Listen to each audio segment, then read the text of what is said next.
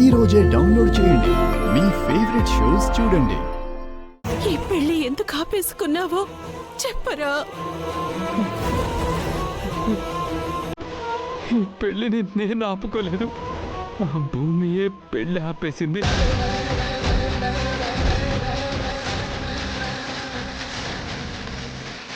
వాళ్ళ నాన్న కాళ్ళ దగ్గర నన్ను కుక్కలా కట్టేయాలనుకుంటుందా, లేక నాన్న తరపున తను పగ తీర్చుకోవాలనుకుంటుందా? నలుగురి ముందు నేను తన పరువు తీలేక నేను అలా మాట్లాడానురా.